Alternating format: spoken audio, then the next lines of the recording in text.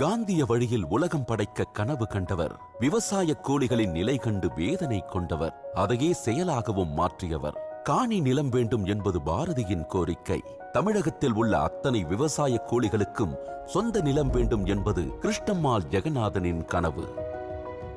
ஏழ்மையான குடும்பத்தில் பிறந்து இலவச மையத்தில் தங்கி கல்வி பயின்று மதுரையின் முதல் பெண் பட்டதாரி என்ற பெருமையை பெற்றவர் கிருஷ்ணம்மாள். விடுதலை போராட்ட வேள்விக்கென தன்னையே அர்ப்பணித்தவர்.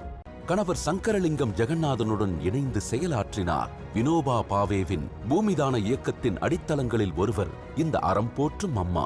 1968 தமிழகத்தையே தலைகுனியச் செய்த கீழ்வெண்மணி படுகொலை கிருஷ்ணம்மாளையும் உலுக்கி எடுத்தது. அரைப்படி நெல் கூடுதலாக கேட்டு போராடியதற்காக 44 பேர் ஒரே குடிசையில் வைத்து கொளுத்தப்பட்ட அந்த துயரம் கிருஷ்ணம்மாளின் இதயத்தில் ரத்தம் கசியச் செய்தது. பாதிக்கப்பட்ட நிலமற்ற பண்ணை கூலிகளுக்கு நிலம் பெற்று தருவதையே தன் வாழ்நாள் தவமென முடிவெடுத்தார். அதற்காகவே லப்டி எனும் உழவரின் நில உரிமை இயக்கத்தை கட்டமைத்து 2000த்திற்கும் மேற்பட்ட குடும்பங்களுக்கு வீடுகளையும் ஏராளமானவர்களுக்கு நிலங்களையும் பெற்றுத் தந்தார். கிருஷ்ணம்மாளின் இந்த பயணம் எளிதானதில்லை. அச்சுறுத்தல்கள், அவமானங்கள், கைது, சிறை என்று எத்தனை நெருக்கடிகள் வந்த போதும் அச்சமின்றி தொடர்ந்து போராடிய அகிம்சை போராளி கிருஷ்ணம்மாள் ஜெகநாதன்.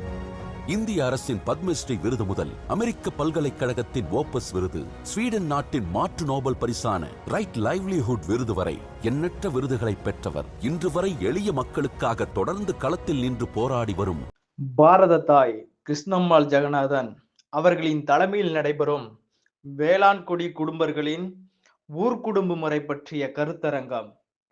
அனைவரும் வருக. நன்றி. இவன் மல்லர் வரலாற்று ஆய்வு மையம்.